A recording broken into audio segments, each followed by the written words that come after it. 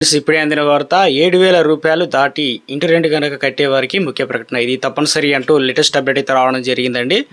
వివరాలన్నీ కూడా వీడియోలో తెలుసుకుందాం. వీడియోని స్కిప్ చేయకుండా పూర్తిగా చూడండి, అర్థమవుతుందండి. మరోసారి ఛానల్ వస్తే తప్పకుండా సబ్స్క్రైబ్ చేసుకోండి. ప్రభుత్వ ఉద్యోగులకు సంబంధించి కావచ్చు, ఉద్యోగులందరికీ హెచ్ఆర్ఏ మినహాయింపు అంటే ఏంటి, అసలు 7,000 రూపాయలు అంతకంటే ఎక్కువ కట్టేవారికి అసలు ఎలాంటిది మనం తప్పనిసరి అనేది ప్రభుత్వం నుంచి అప్డేట్ వచ్చింది. ప్రభుత్వ లేదా ప్రైవేట్ కంపెనీలో పనిచేసే ఉద్యోగులు జీతంతో పాటు హెచ్ఆర్ఏ పొందుతారు. అదే ఇళ్లలో నివసించే వారికి ఇది ఒక రకమైన రిలీఫ్ అని చెప్పుకోవచ్చు. ఆదాయ పన్ను శాఖ కూడా హెచ్ఆర్ఏ పన్ను మినహాయింపిస్తుంది. అంటే దీని ద్వారా మీ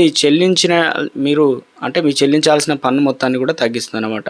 సో ముఖ్యంగా గమనిక ఏంటంటే హెచ్ఆర్ఏలో అద్దెపై పన్ను మినహాయింపు ప్రయోజనం పాత పన్ను వ్యవస్థ కింద మాత్రమే లభిస్తుంది. మీరు కొత్తగా పన్ను వ్యవస్థ సెలెక్ట్ చేసుకుంటే ఈ బెనిఫిట్స్ అయితే మీకు ఉండదన్నమాట. సో ఇక ఇంటి ఓనరు పాన్ కార్డు ఎప్పుడు అవసరం. మీరు హెచ్ఆర్ఏ క్లెయిమ్ చేసేటప్పుడు ఇంటి ఓనర్ యొక్క పాన్ కార్డ్ నెంబర్ ఎప్పుడు సబ్మిట్ అయితే చేయాల్సి అయితే ఉంటుందన్నమాట.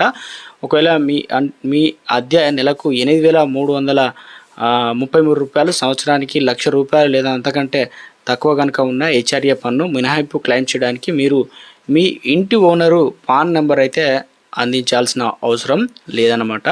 ఒకవేళ మీ అద్దె కనుక నెలకు 8,333, సంవత్సరానికి 1,00,000 కంటే ఎక్కువ లేదా అంతకంటే ఎక్కువ ఉంటే కనుక ఈ సందర్భంలో మీరు మీ ఇంటి ఓనర్ యొక్క పాన్ నెంబర్ తప్పనిసరిగా అందించాల్సి అయితే ఉంటుంది. కాబట్టి 2 ఆదాయ పన్ను నిబంధనలు గుర్తుంచుకోవాలన్నమాట.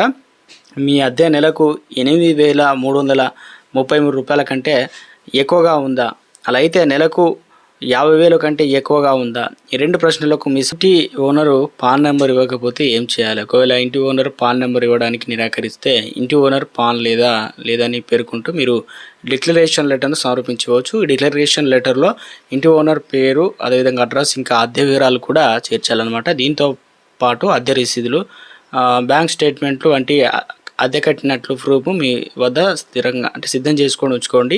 హెచ్ఆర్ఏ క్లెయిమ్ చేయడానికి అవసరమైనవన్నీ ఉపయోగపడతాయి అన్నమాట.